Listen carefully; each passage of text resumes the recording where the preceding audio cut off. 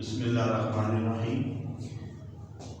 हमारा टेंस चल रहा था प्रेजेंट कॉन्टिन्यूस टेंस और उस सीरीज की ये आज दूसरी वीडियो है। इस वीडियो में मैंने प्रीवियस वीडियो में मैंने आपको बताया था उसके बारे में इंट्रोडक्शन के उसका पहचान क्या है, उसको कहाँ कहाँ आपने इस्तेमाल करना है और कहाँ कहाँ पे और किस तरह से उसकी जो है वो ट्रांसलेशन करने उसमें हेल्पिंग वर्ब कौन सा इस्तेमाल होगा और उसमें फॉर्म वर्ब कौन सी इस्तेमाल होगी। तो उसके बारे में मैंने आपको कहा था कि उसको अच्छे तरीके से आपने याद करना है। अगर आप उसको याद करके आएंगे तो फिर ही आगे उसकी जो ट्रांसलेशन में आपको आसानी होगी और आपकी जो है वो फ्लॉलेस ट्रांसलेशन आएगी आपको। अब इसके नेक्स्ट पे इस वीडियो में हम जो है वो इसके फिक्रों की जो है ट्रांसलेशन देखेंगे। सबसे पहले हमारे पास टेंसेस आते हैं एफर्मेटिव। एफर्मेटिव जुमले होते हैं असबाती जुमले। इसमें वो जुमले शामिल होते हैं कि जिसमें जो है वो मनफी यानी कि ना का वर्ड इस्तेमाल नहीं किया जाता।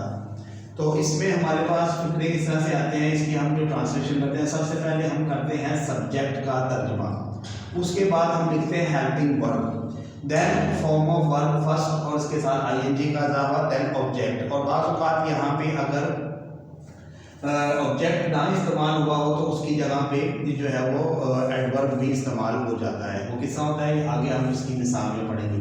अब जैसे देखिए हमारे पास लिखा है we are going to school, हम स्कूल जा रहे हैं। अब इसमें देखिए हम में जो वी है ये है सब्जेक्ट, आर जो है वो हेल्पिंग वर्ब है, going first form plus ING है और टू स्कूल इसका ऑब्जेक्ट नहीं है। टू स्कूल ये इसका एडवर्ब है, ये जो है वो ऑब्जेक्ट नहीं है क्योंकि इस गोइंग के जो है वो वर्ब के साथ ऑब्जेक्ट नहीं आता, ये इंट्रांजिटिव वर्ब है। तो आगे वो कहते हैं he is reading a book, वो किताब पढ़ रहा है। तो इसमें ही सब्जेक्ट इसका हेल्पिंग वर्ब है, reading first form plus ING और आ बुक इसका ऑब्जेक्ट है। ये जो आ बुक है ये ऑब्जेक्ट है। अब इसमें ऑब्जेक्ट ये कैसे बनता है कि हम इंशाल्लाह नेक्स्ट किसी और सम अदर वीडियो में जो ग्रामेटिकल जो है पॉइंट्स के बारे में हम बनाएंगे तो उसमें आपको इंशाल्लाह तफसीली ये बताएंगे कि कौन से वर्ब ट्रांजिटिव है और कौन से ट्रांजिटिव और उनको पहचानना कैसे है। अभी तो हम सिंपल ये इसको सीख रहे हैं टेंसेस की ट्रांसलेशन को, और ये बहुत इंपॉर्टेंट है क्योंकि ये टेंसेस अगर आपको अच्छे तरीके से आएंगे तो तभी आपकी रीडिंग भी अच्छी होगी, स्पीकिंग भी और आपकी राइटिंग भी, और इसके साथ आपको एक्टिव वॉइस और पैसिव वॉइस समझने में मदद मिलेगी और उसके साथ साथ डायरेक्ट और इनडायरेक्ट जो आपको यहाँ पे हम इंशाल्लाह सिखाएंगे तो उसमें भी मदद मिलेगी। लिहाजा इसकी जो बेसिक चीज़ है ये टेंसेस, इन पर आप फुली जो है ग्रैस्प हासिल करें। तो जब तक आप इस पर फुली कमांड हासिल नहीं करेंगे आगे की चीज़ें आपको बिल्कुल भी समझ में नहीं आएंगी। तो ये बिल्कुल बेसिक और बुनियादी चीज़ है लर्निंग के लिए। अब इसी तरह अगर नेगेटिव का टेंस आ जाए तो नेगेटिव के टेंस में आपने क्या करना है, हेल्पिंग वर्ब के साथ जस्ट नॉट लगा देना है। यानी कि जो एफर्मेटिव का जो कंपोजिशन है उसका जो हमने एक फार्मूला लिखा है उसके अंदर आपने जस्ट जो है वो नॉट को ऐड कर देना हेल्पिंग वर्ब के बाद, और बाकी का फिक्रा सारे का सारा वैसे ही रहेगा। तो वह आपका नेगेटिव बन जाएगा। जैसे कि देखिए ऊपर लिखा we are going to school और उसके अंदर हमने नॉट ऐड कर दिया we are not going to school.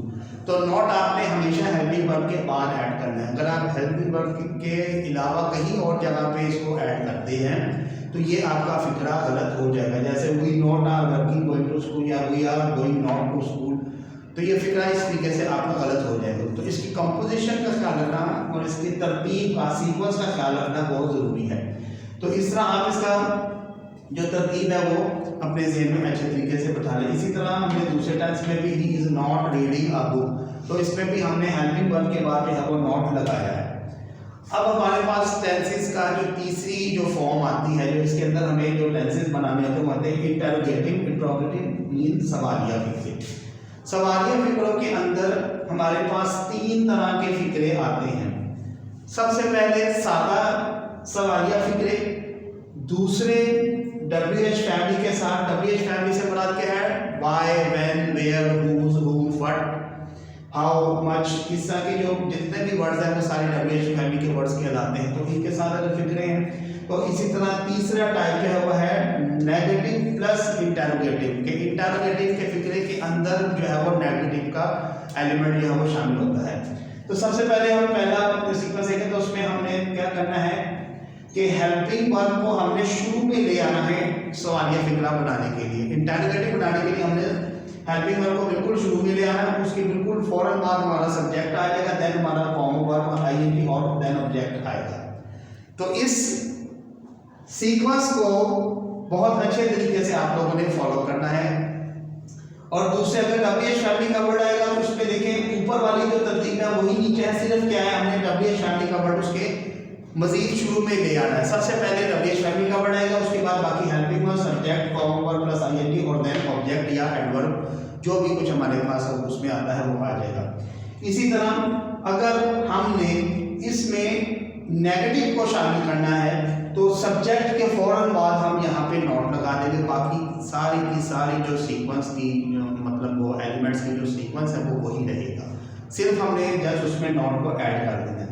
अब नीचे मैंने तीनों जो है वो मिसालें यहाँ पे लिखी हैं और एक ही फिगर को मैंने तीन तरह से यहाँ पे ट्रांसलेट किया। जैसे देखिए, जैसे ये था ही इज रीडिंग अ बुक, तो मैंने ये लिखा is he reading a book.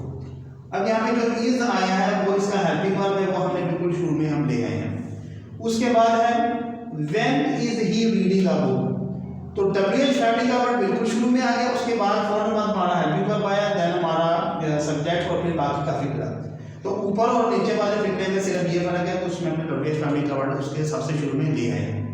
इसी तरह अगर हमने नेगेटिव बनाना तो उसमें क्या करना है, हमने जो हमारा सब्जेक्ट है उसके साथ नॉट लगाना है। जबकि सादा फिक्रे में हमने ये देखा था, हमने हेल्पिंग वर्ब के साथ नॉट लगाया था, बट जो इंटरोगेटिव के अंदर अगर नेगेटिव आ जाता है सवालिया मनफी फिक्रा, तो उसमें हमने क्या करना होता है कि हमने सब्जेक्ट के साथ नॉट लगाना है, हेल्पिंग वर्ब के साथ नॉट नहीं लगाना। Is he not reading a book, क्या वो किताब नहीं पढ़ रहा है। तो स्टूडेंट्स इन तमाम सीक्वेंसेस को आपने बिल्कुल अच्छे तरीके से अपने जहन में बिठाना है, क्योंकि स्टूडेंट्स जो है वो इसको लर्न तो कर लेते हैं लेकिन सीक्वेंसेस गलत होने की वजह से वो अपने तमाम के तमाम फिक्रे जो है वो गलत जो है वो ट्रांसलेट करते हैं। वो समझते हैं कि हमने ये बिल्कुल सही ट्रांसलेट किया है, सही हेल्पिंग वर्ब इस्तेमाल किया। सही वर्ब हेल्पिंग वर्ब या फॉर्म वर्ब इस्तेमाल करना ज़रूरी काफ़ी नहीं है, बल्कि उसके साथ साथ इस सीक्वेंस को फॉलो करना भी बहुत ज़्यादा इम्पोर्टेंट है आपके लिए। तो इंशाल्लाह नेक्स्ट वीडियोस में हम इसी टेंस की जो है वो पैसिव वॉइस फॉर्म लेके जो है वो आपके पास आएंगे और इंशाल्लाह ताला आपको उसके बारे में भी बड़े अच्छे और आसान मेथड्स बताएंगे, जिससे आपको एक्टिव और पैसिव दोनों को डिफरेंशिएट करने में बड़ी आसानी होगी। तो टिल देन